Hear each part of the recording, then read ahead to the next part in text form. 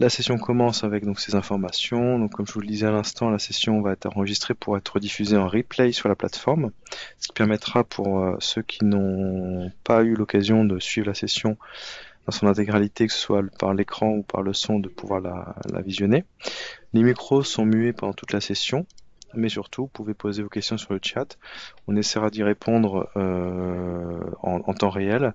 Par contre, vous comprendrez qu'on fera un article de blog sur le MOOC pour répondre aux questions sur lesquelles on n'aura pas eu l'occasion d'apporter de réponse. Donc les replays sont au même titre que la webconférence, sont gratuits pour pouvoir consulter les replays de ces webinaires. Alors, ça dépend simplement du statut de chacun des cours, et ce cours en tant que webinaire est en accès libre avec la licence freemium.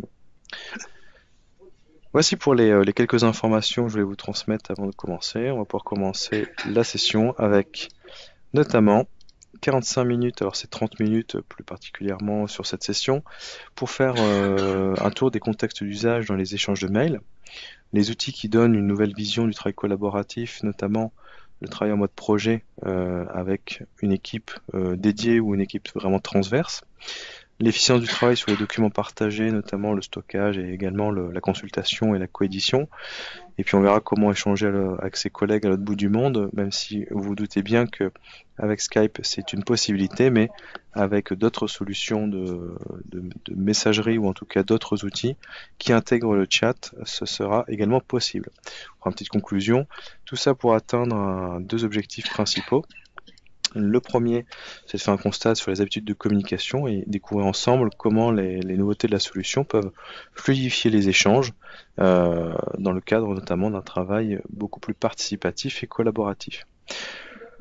L'idée n'étant pas de vous dévoiler un PowerPoint pendant les 30 minutes qui suivent, je vais donc quitter ici le PowerPoint et je vais vous afficher un outil de messagerie que un certain nombre d'entre vous connaissent, qui est Outlook. Alors, donc l'objectif, c'est donc de faire un petit tour des communications, et qui n'a pas eu, comme le disait la description de ce webinaire, l'occasion d'envoyer un message très court, voire très très très très très court, avec juste merci, bonjour, ok, super, c'est noté, top, alors que c'était juste une information que l'on vous transmettait. Alors, ça sous-entend deux choses. La première, c'est que l'envoi du message d'origine, c'était un mail la plupart du temps. Si vous répondez en disant juste OK, oui, super, c'est génial. Donc, l'idée, c'est de voir comment fluidifier cet échange en utilisant l'outil qui est l'outil de Outlook, qui permet de retrouver un certain nombre d'options qui sont intégrées dans l'outil lui-même. Là, je suis actuellement sur le compte de Maxime. J'ai reçu un message de Amaury, quel qu'il soit d'ailleurs, hein. Lorsque je survole ici l'élément visuel de son photo de profil, on y retrouve le petit bouton de chat qui permet, alors là il est hors connexion, mais de envoyer un petit message en lui disant merci, super, c'est noté. Et l'idée c'est que ça pollue pas la personne avec un email qui va devoir traiter ou le considérer comme une information ou un élément à traiter dans son quotidien. Donc ça, c'est très important de pouvoir prendre en compte ce nouvel usage, de limiter les échanges de mails. De la même façon, Amaury aurait très bien pu, à la place d'un envoi de mail pour demander ou informer, voilà, la commande a été lancée, il aurait très bien pu envoyer un petit message Skype pour les personnes concernées en disant ça y est, le mail la commande est partie. Alors là, on est sur quelque chose qui est effectivement assez basique, même si c'est un usage de communication qui n'est pas encore ancré dans beaucoup d'entreprises, mais c'est normal, c'est encore quelque chose qui est relativement récent finalement par rapport à l'outil email que vous connaissez depuis très longtemps.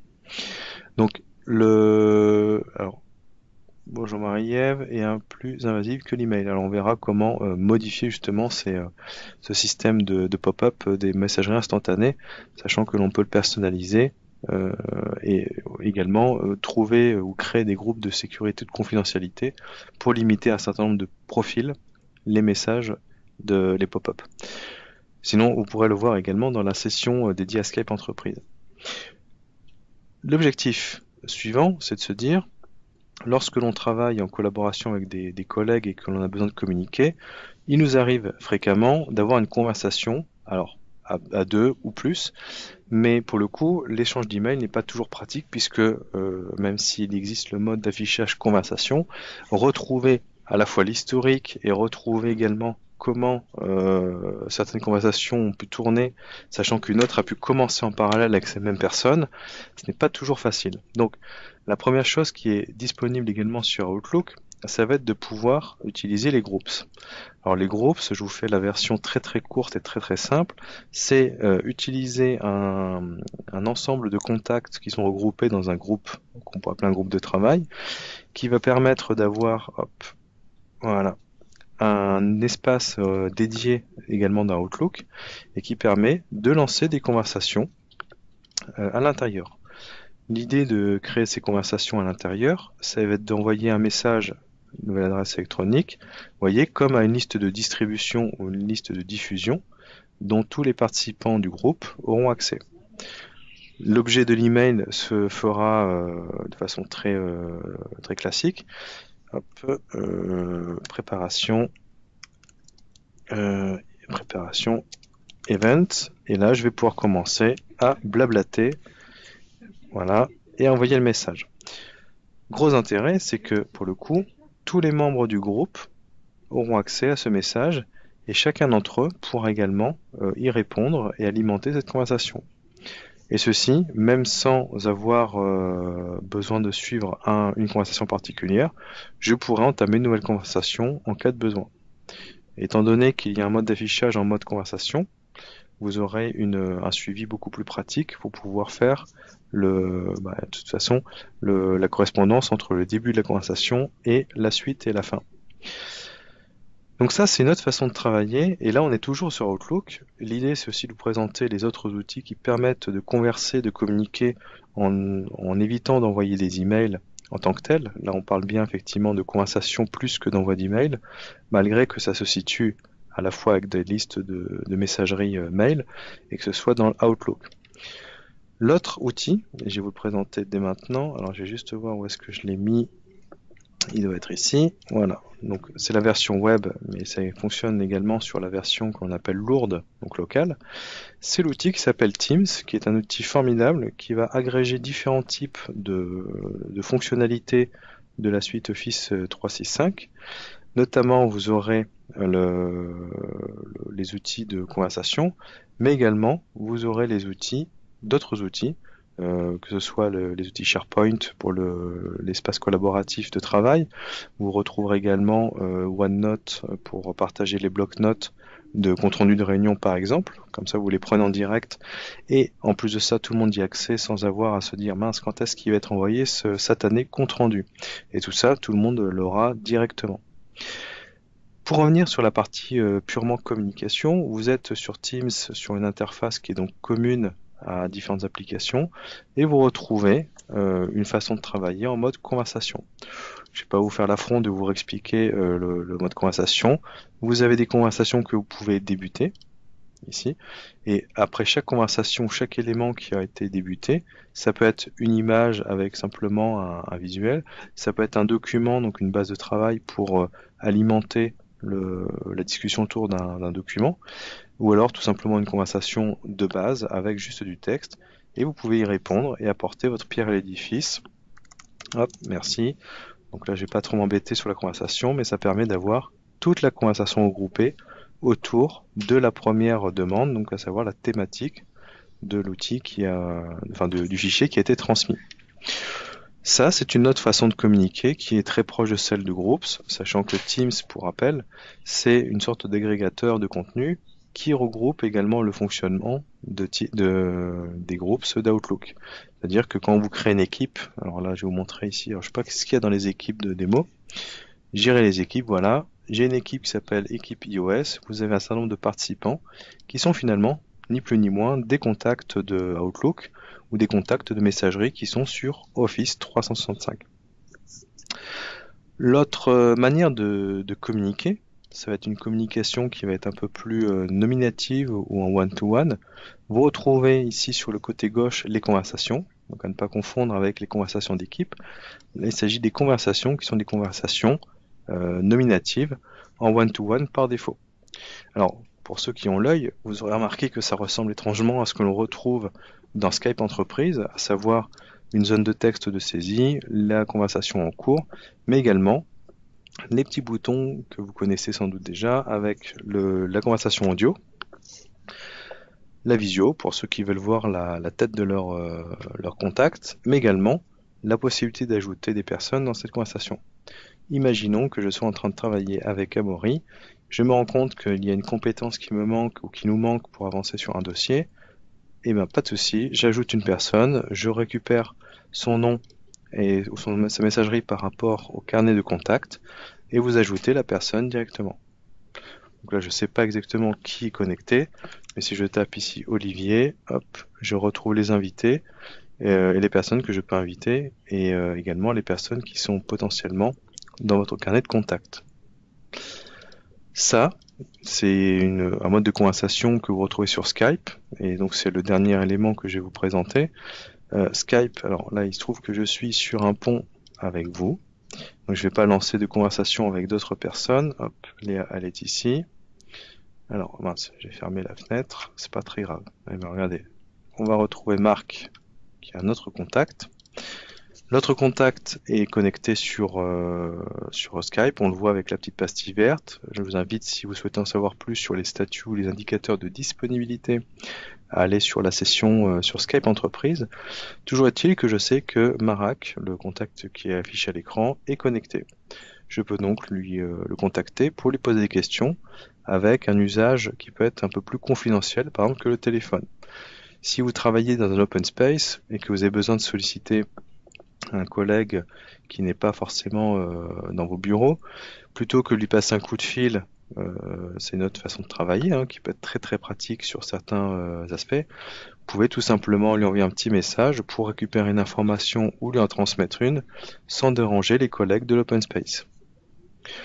À partir de là, vous retrouvez également tous les outils que l'on a vus ensemble sur Teams et inversement, à savoir la partie visio, la partie audio uniquement, et vous avez également les outils qui permettent de collaborer sur Skype Entreprise. Donc ça, c'est une grosse différence avec Skype personnel, c'est que vous avez des outils collaboratifs qui sont beaucoup plus poussés. On y retrouve le partage de bureau dont vous bénéficiez actuellement à l'écran, mais également vous avez un petit plus qui permet par exemple d'avoir un tableau blanc, faire des brainstorming et relever un peu la créativité de votre réunion, que vous soyez à distance ou en salle. Voilà pour cette présentation des outils. Il y en a un certain nombre que vous connaissiez déjà, que vous utilisez déjà, voire même que vous maîtrisez. L'objectif étant d'avoir un discours commun pour tous les participants à cette session. Maintenant que l'on a vu comment communiquer de façon un peu plus fluide sur certains types de métiers, parce que je rappelle que les propositions qui sont faites aujourd'hui dans la manière de travailler, c'est en aucun cas une obligation, et cette manière de travailler ne s'adaptera pas à tous les métiers et tous les contextes d'activité. Donc voilà, il faut se garder en tête, puisque mon but n'est pas d'imposer quoi que ce soit à n'importe qui ou à tout le monde plutôt, c'est juste de vous montrer ce qu'il est possible de faire en termes de pratique de communication. Alors c'est pas tout de communiquer, parce qu'à un moment donné, il faut se mettre à bosser. On va se remettre sur les équipes. Et à partir du moment où vous avez commencé à travailler sur un échange, on va dire un peu plus formel ou informel dans la conversation, eh bien rien n'empêche, d'aller dans l'onglet fichiers et d'aborder un document et d'y travailler dessus. Alors, la source de ces documents sont sur Teams, mais vous avez également la possibilité d'ajouter du stockage à partir de SharePoint, donc les fameux espaces de stockage SharePoint. Alors, les bibliothèques de documents SharePoint, on est bien d'accord, SharePoint n'est pas qu'un espace de stockage. Vous retrouverez également d'autres types d'espaces de stockage dont je ne vais pas faire de publicité aujourd'hui.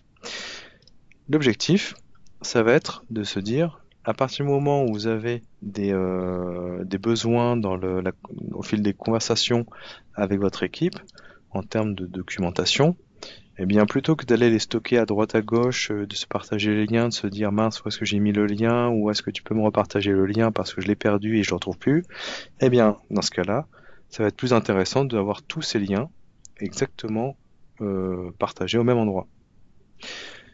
Rien n'empêche cependant, si vous souhaitez paramétrer ou personnaliser la façon de suivre ces documents, d'ouvrir cet espace dans SharePoint.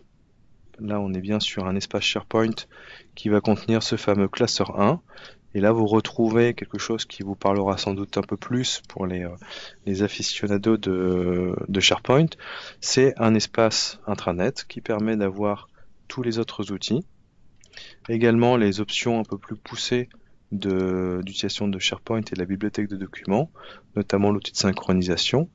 Et pour les plus poussés en termes d'administration, on pourrait également faire le paramétrage des droits d'accès si vous souhaitez personnaliser encore un peu plus l'accès à des documents ou à certains outils à des collaborateurs et pas à d'autres. Après, je vous avoue que pour l'avoir testé, que ça peut être intéressant dans certains cas. Maintenant, ça nécessite de faire disparaître une partie de l'avantage de Teams qu'est la collaboration et le mode d'action participative. Puisque plus vous allez segmenter l'information et les accès, plus vous allez devoir vous embêter à donner les droits, donc à les supprimer, à les ajouter, au fur et à mesure que les personnes arrivent ou partent de l'équipe. Donc ça peut être un choix, notamment dans le cadre de la confidentialité de certaines données.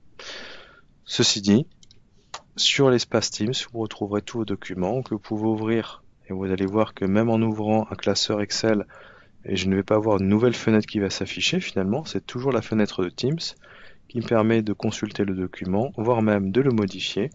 Et comme vous le savez sans doute déjà, dans l'offre de Office 365, vous avez l'accès à certains outils bureautiques, qu'on appelle plutôt des outils d'édition.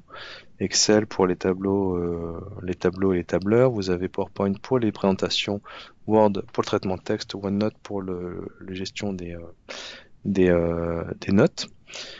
Et tout ça, vous pouvez le modifier directement dans votre interface de navigateur Internet. Imaginons, alors je sais que je dis beaucoup imaginons, mais c'est pour se projeter un peu plus dans le côté pratique. Vous avez besoin, pardon, vous avez besoin d'accéder à des documents, de les modifier, et vous savez exactement où les trouver, puisqu'ils se trouvent dans une équipe en particulier avec l'espace de fichiers. Eh bien, vous êtes en déplacement ou vous êtes en congé, malheureusement, on vous embête pour modifier un document, eh bien, hop, vous n'avez pas besoin d'aller sortir le PC si vous en avez un chez vous et vous n'avez pas besoin d'ouvrir celui du bureau. Vous avez l'accès au portail portal.office.com, vous accédez à Teams et à l'intérieur, vous retrouverez tous vos documents que vous pourrez directement éditer. Et ce, même si vous êtes sur un environnement sans avoir Office installé sur votre poste. Donc ça, c'est quand même très très très intéressant puisque ça vous évite d'avoir installé les applications sur plein de postes, même si aujourd'hui vous avez accès à au moins 5 postes au niveau de l'installation du pack Office. Voilà pour cette partie qui était un peu plus orientée collaboration, édition. Ce que l'on va retrouver également dans cette interface, donc je vais fermer ici, c'est la possibilité d'échanger avec des collègues à l'autre bout du monde. Donc on l'a vu avec le chat, on l'a vu avec le mode conversation. Ce que vous pouvez également faire, c'est travailler sur des comités projets qui seront planifiés avec des collaborateurs ou même des partenaires qui sont à l'autre bout du monde.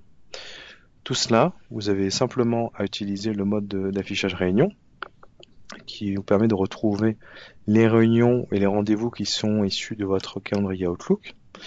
Et vous pouvez également donc planifier une réunion puisque l'objectif, ça va être de travailler sur le comité projet pour voir quelles sont les prochaines échéances, les prochaines étapes, les arbitrages à faire, etc. J'en passe et des meilleurs. Donc, titre, hop, on va appeler ça comité projet.